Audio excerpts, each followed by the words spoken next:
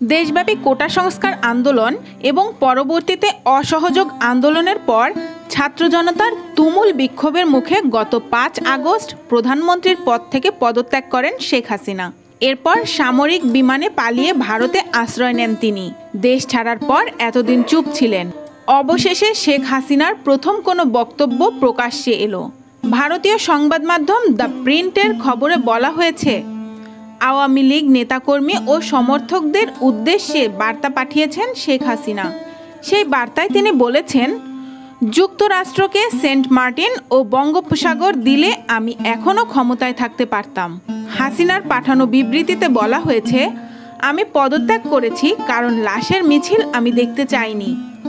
তারা শিক্ষার্থীদের লাশের ওপর দিয়ে ক্ষমতায় আসতে চেয়েছিল, কিন্তু আমি তার অনুমতি দেইনি। শেখ হাসিনা আরও বলেছেন, আমি এখনও দেশে থাকলে আরও অনেকে প্রাণ হারাতো, আরও অনেক সম্পদ নষ্ট হতো।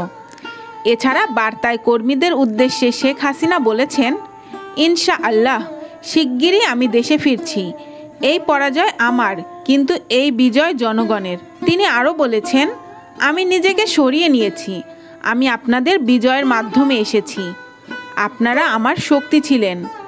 এরপর আপনারা আমায় চাননি, আমি সরে গেছি এবং পদত্যাগ করেছি।